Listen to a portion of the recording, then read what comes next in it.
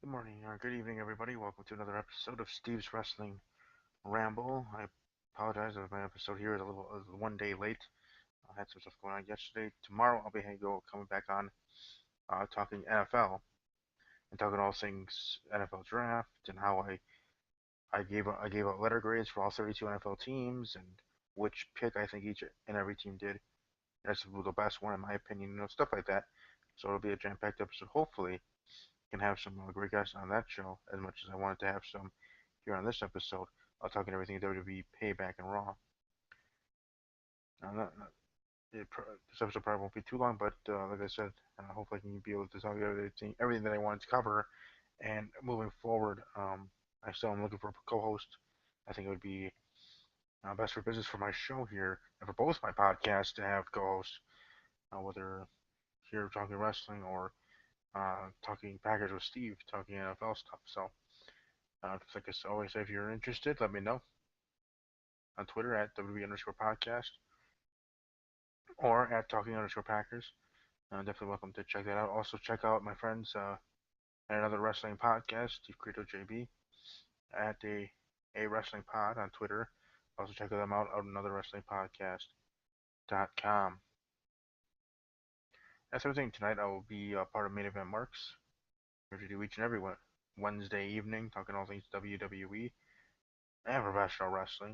You can also talk Lucha Underground or other things if time permits in episodes. But you can follow us on Twitter at main event underscore marks and check us out on YouTube, main event marks. So to the task at hand, payback predictions for my show over main event marks. I did pretty well. I didn't, you know, win there, but 6-2. Being kind of well, not kind of, but was really surprised Corbin losing to Dolph Ziggler. Maybe even more surprised that it was in the pre-show match. Like they could have had it on the main card. I wonder why they didn't have it on the main card, and with what happened on the main card and the situation with the time constraint, I think they should have put it on there. Or due with the time constraint because of the injured Enzo, you really could have thrown another match out of there, from out of nowhere. It didn't need a storyline, just have two people come on and wrestle. I mean, I see some things might need to be built up or whatever, or even just practiced with between the two superstars. You would imagine are just thrown together, but I think it would have worked there, and I think it would have been a good thing to do. Kalisto retaining as Ryback. I guess the story goes with Ryback is he'd been pulled from WWE events moving forward. So as that saga turns, as that story moves on, there in the real world with Ryback or Ryan Reeves, I know he wrote something about uh, equal pay issues in WWE and like a spot and some other issues that he's had talked about in the past month or so, as well. But specifically to Payback losing, Kalisto keep going, beating the big guys, no pun intended there, beating the big guy Ryback, but beating those type of stars, him being this underdog that not only just keeps fighting but keeps winning. So I guess it shouldn't have surprised anybody that on Monday Night Raw, and I apologize about bouncing back and forth, but I'm doing this storyline to storyline. That Rusev won the Battle Royal to become the new number one contender for Kalisto's title. I know I'm certainly not surprised by that. I don't think everybody else would be. I mean, as much as I would have wanted not Dolph Ziggler, but Zack Ryder to win that, I guess it was supposed to happen. Just have another big brute like a Rusev for Kalisto to defeat, and then maybe when John Cena comes back, he can have face versus face. Since as McMahon has said past in the past, those things doesn't exist. Face versus heels faces. You just have matches against two superstars, you build a storyline, you go from there. But that could be what could be on the horizon if in fact that's what they're gonna WWE's gonna do with John Cena when he comes back. Maybe John Cena would be interested in the U.S. title when he come back. Maybe he puts him.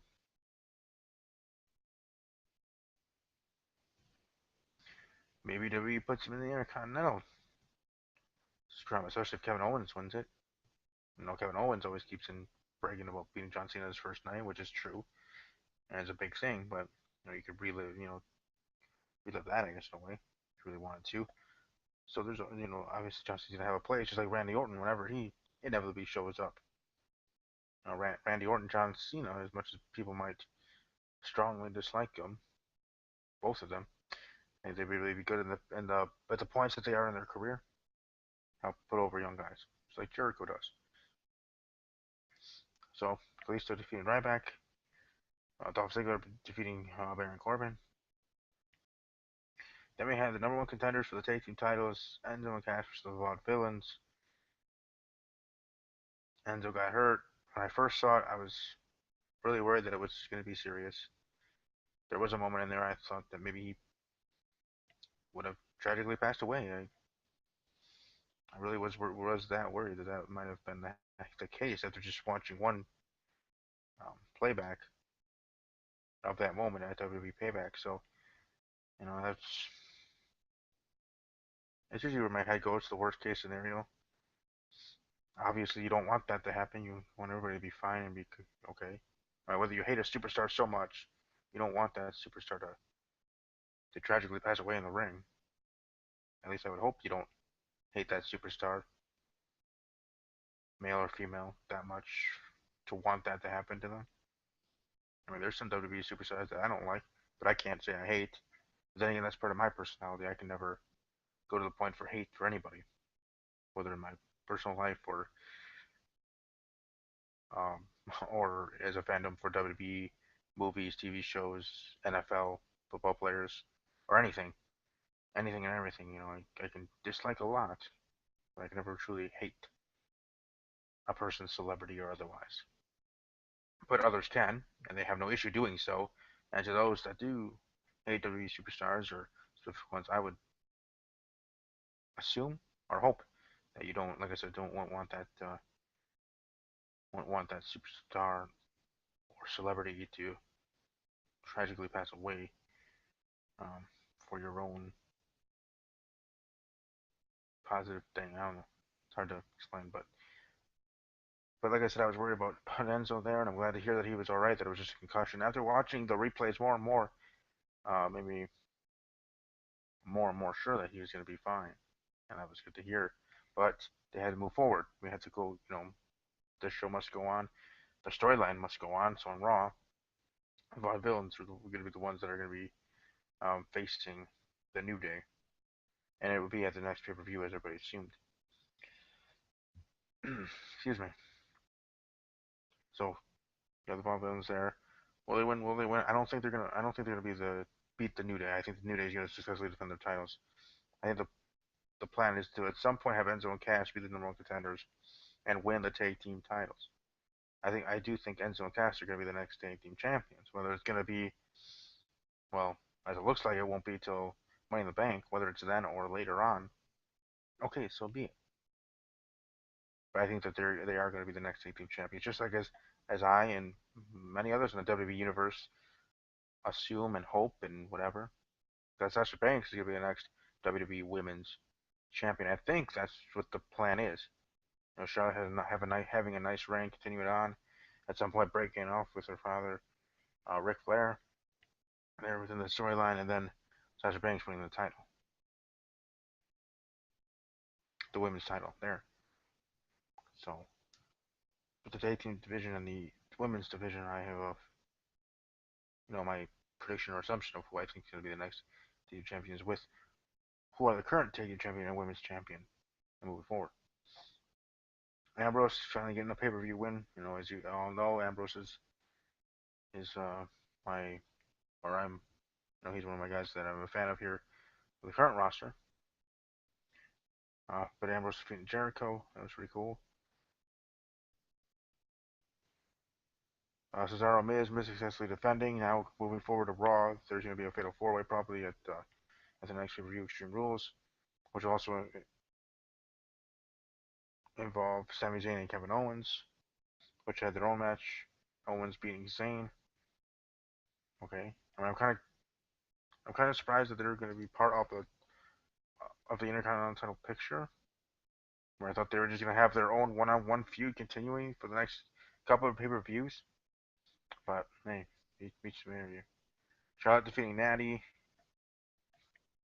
As much as I really would have liked to see Natty win the women's title,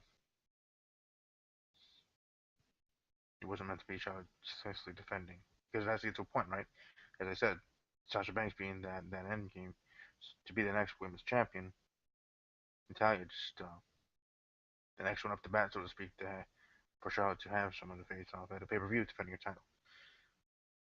We have the main event: Roman Reigns successfully defending against AJ Styles. Um, and then also Mr. McMahon making the announcement that Shane and Stephanie are going to run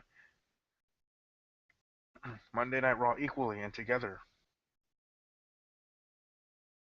And I was a little bit surprised with that being the announcement. So maybe that he could have said that there was going to be a brand split there and then, or um, or actually saying one of them going to be it.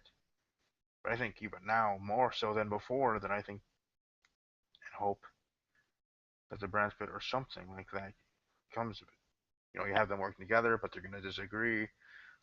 They're going to try to best each other and making decisions and not agreeing and back and forth. And I'm sure in the first few weeks or whatever, it'll be like everything's going all right.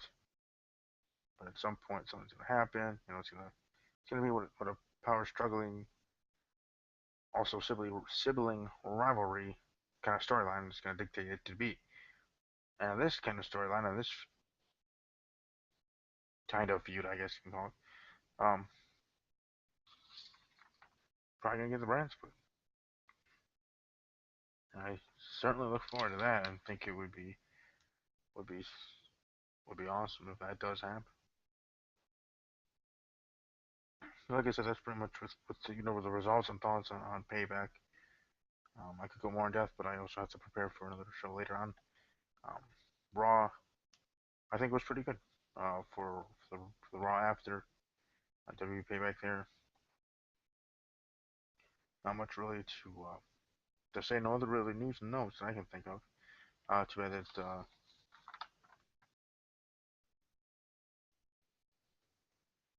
my invited guests were unable to make the episode, but it's understandable. I had to do this a little bit earlier, for one, and on a Wednesday, not on a Tuesday, being second. So that's understandable as all heck as well.